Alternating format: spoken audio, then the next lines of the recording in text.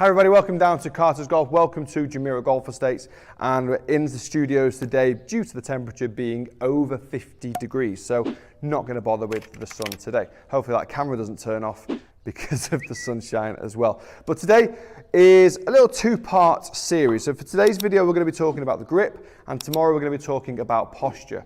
Why? Because they are the two biggest issues I see in the majority of golfers that we teach down here. Also, I think they're the two most important aspects of the golf swing. First of all, the grip is the only thing that connects you to the golf club, and the posture is the one thing that allows you to rotate to the best of your ability. Now, majority of golfers are not fit for golf. I'm probably not fit for golf. Not many golfers will go and really work that hard on hip flexibility, etc., and the quads and the hamstring and the back. So majority of us are not actually fit for golf. So we need to give ourselves the best opportunity to hit distance, power, height, everything, consistency of the strike. The two things that are going to give you that to start with is how you hold the club, how you manage this club face, and also how you stand, therefore so how you can turn. So today's video we're talking grip. The most common grip that I see is the strong grip. So to go through the strong grip, we're going to have, for a right-handed golfer, you would generally see the left hand on top of the grip a little bit too much. We'd start to see 3 to 4 knuckles on that left hand. The line between the index finger and your thumb that's created will generally go to the right side of your right shoulder. And as a result, your forearm is always turned under. The forearm's pointing more towards your stomach. So that's all kind of, I would say straight away, we're in a bad position there. We're in a bit of a problem. As a result of the hand being so much on top of the club, the right hand can only really come and sit underneath the club, because that's where your space is. So it's generally going to sit underneath the club. We wouldn't see any knuckles. We just see a lot of fingernails and a lot of fingers, but we wouldn't see any knuckles. Okay? So as a result of this, both forearms are now in an unnatural position. Unnatural position at speed is dangerous. The body wants to resort back to its natural forms at speed. That's what's going to be the easiest movement for the body to create, getting back to a natural position. So if I start in this position, my forearm's facing the sky, my left forearm's facing my stomach, my left shoulder's gone a bit high, and as a result, my forearms are going to want to rotate quite aggressively through impact, which if the club face has started straight, it's going to come back in closed. And this is where we see a lot of manipulation in golfers. Golfers will actually come back into the ball and try to prevent that rotation. Preventing the rotation by keeping the arms really straight through impact, or not allowing the forearms to turn. What's that going to do in your golf swing? It might get you hitting a few shots straighter, but it's certainly going to make your ball striking inconsistent. It's going to affect the ball flight, the height, the distance, all of the above. And that's not a good thing, just because we don't want to change the grip.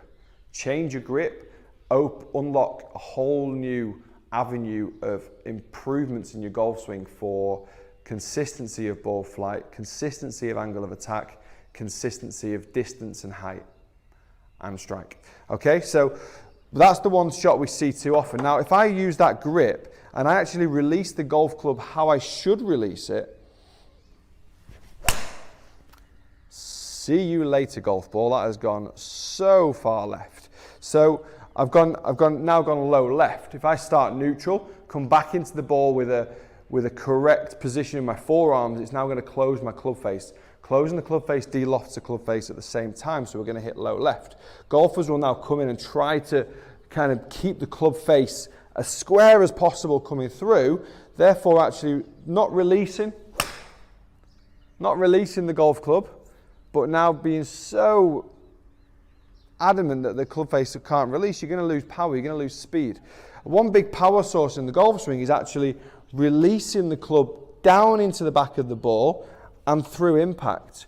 You release that power, you're hitting down on the ball, you're creating height, and you're going to create consistency because you're keeping the club face neutral. And that's what we want to be trying to do. We don't want to manipulate a position that we can easily adjust, okay? The more manipulations you have in the golf swing, the more problems you're going to have, okay? So same goes for a weak grip. A weak grip, we tend to see the left hand a little bit more underneath the club and the right hand a bit more on top. So the right hand we might see 3 to 4 knuckles, and the left hand we might see none. What this is going to do is going to open the club face at the top of the backswing. If that club face is now open, how do I come back to impact? Well, I've got to do the opposite of what I do with a strong grip. I've got to release that club as early as possible. Now, what could that potentially do to my swing path? Well, it could put the swing path on the outside. It could therefore get the hands behind the ball at impact. So already I've still got loads of loft on the club. I'm potentially now swinging from out to in. And what's that going to do to my ball flight? It's going to hit the ball high and right with a lot of spin. The opposite to what it's going to do with the strong grip. Do I want to do that? No, because now I'm going to lose at least 30 to 40 yards in distance. And now I'm going to be hitting a 7-iron from 100 yards when I should be hitting a sand wedge or a pitching wedge from 100 yards. So it massively affects your distance. What do we want to see from a neutral grip? So what I like to see is, using the left hand first, we get some space between the fingers, bottom of the little finger to the middle of the index finger. We're going to see 2 knuckles on the left hand. The thumb is going to be just down the right edge of the grip. The line that's created as a result of that is between your index finger and your thumb, and that's going to point more towards your chin, okay? If anything, it can point just to the right side of your chin, towards your right shoulder, but not over enough to your right shoulder. As the right hand comes in, I like to see an overlap or an interlock. Baseball, I don't like it because I feel like the hands are going to be working separately from each other, and that's not a good thing in the golf swing. We want everything working together, not against each other and fighting each other. So we're going to interlock, bottom of the little finger to the middle of the index finger again. The outside of this thumb is going to sit down the lifeline of the right hand, and again we're going to see 2 knuckles on the right hand with the line between the index finger and your thumb going back up towards your chin as well. So now the hands are neutral, they're parallel to each other. The lines between the index fingers and the thumb are pointing in the same direction. That's going to tell me my hands are going to be able to work together during the swing. If that is the case, I can now swing on hopefully try to swing on a more neutral plane. I can be aggressive with my hands through impact, not overly worrying about going too far left or too far right. And as a result, my angle of attack is going to be better. My consistency of the club face is going to be better. My impact position is going to be better as well, because I'm not having to manipulate. At the one point of the golf swing, I do not want to manipulate his impact. So I want to be free. I want to let it all go. I want to create speed. I want to create power. I want to create an angle that's going to give me height.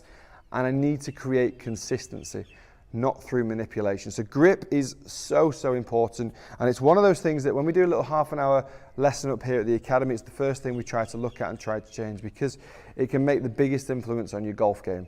Forgetting about where the club head is and what angle it's at, the golf grip controls the golf club. Okay, the golf club controls where the ball goes. So it's always that knock-on effect that we're trying to improve on. So try to have a look at where your grip is. If you're quite close to neutral, absolutely fine. If you're erring on the slightly strong side of neutral, absolutely fine. I think if you're erring on the weak side of neutral, try to get it to the strong side. At least then we still get you some distance and we still control the ball flight. Anytime I see a weak grip, alarm bells go, because the driver in particular, we're going to lose 20 to 30 yards of distance. We definitely don't want to be doing that. Okay, so we want a grip that's close to neutral. We don't want a grip that's an exaggeration of weak or strong.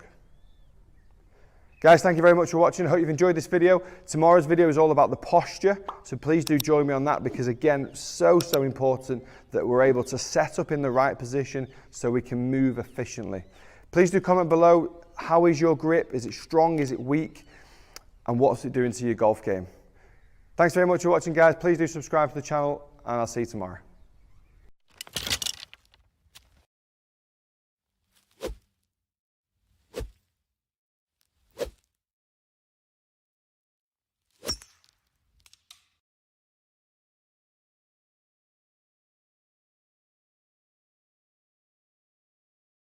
Okay, so today we're going to be doing chipping. And the things about chipping is it affects a lot of parts of your game. Things that you're going to work on and hear about is your tempo, the lag in your wrist, the length of your swing, the solid contact, and getting control of that ball as it rolls up next to the hole. It's a good feeling, and at the same time it improves your strike. It makes you a happy golfer. Okay, so we're going to get started here. The first thing we're going to address is our setup and why we do it. When you're addressing this ball, one of the things you don't want to do is stand straight with your feet or wide. So when you address this ball, you want to stand more narrow, and also a little trick is to turn your feet to the side. And by doing this, you allow the club to actually strike more shallow, or brushing the grass as they call it. And this keeps you from grabbing that grass. We've all done that shot. So this is the best way to strike the ground if you're just trying to brush the ball off that grass. Okay, the next step of this is our stroke. So what we do here is we want to get control of how hard we're going to hit this ball each time. And the best way is to create a consistent stroke. In chipping, you need to swing the club or the handle past your right kneecap. It needs to stop. When you swing through, you need to stop on your left knee. This calls for a very consistent stroke. Gets control of the ball, gets control of the speed, and it runs out just like a putt. Very controlled. Gives you very good solid contact. If I tend to swing this club too far, I add too much wrist, and again I hit the shot too far. So again, let's go back, swing back to the right kneecap, and finish right on that left kneecap. Okay, so the next thing is we're going to go ahead and see this swing in action. So I'm just off the green. We'll say the ball's a couple steps off from where I'm going to land it. And we're going to do our little setup with our feet open. Swings kneecap to kneecap. Going to land the ball onto the green.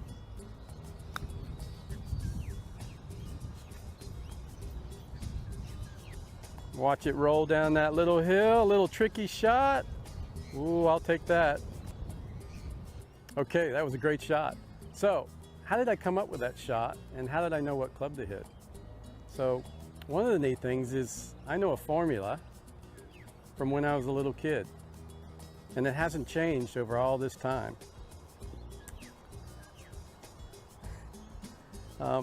When my ball is in this position, I need to lift that ball into the air and make it land onto the green and then run out like a putt. And as you notice, when I hit these shots, you saw it go right in between these cones I've got set up on the green. Well, that's my landing area. So what I want to do is I want to walk to that landing area, and I'm going to count my steps. So that's 1, 2, 3, 4. So that's where I'm going to land it. I'm going to take that number and I'm going to remember it. And now I'm going to start over and I'm going to walk to the hole. So walk with me on this. So 1, 2, 3, 4, 5, 6, 7, 8, 9, 10, 11, 12, 13, 14, 15, 16. So 16 was my second set of numbers. So I take that first number, 4, and I divide it into that second set of numbers, which was 16. And it gives me 4. So 4 is designated in your bag as an 8-iron. Each club has a number assigned to it. Number 1 is assigned to a sand wedge. Number 2 is assigned to a pitching wedge. 3 a 9-iron. 4 an 8-iron. 5 a 7-iron. And 6 a 6-iron. So it's a great formula. It's easy. All you have to do is swing kneecap to kneecap, change your clubs accordingly, and you'll hit it right up next to the hole.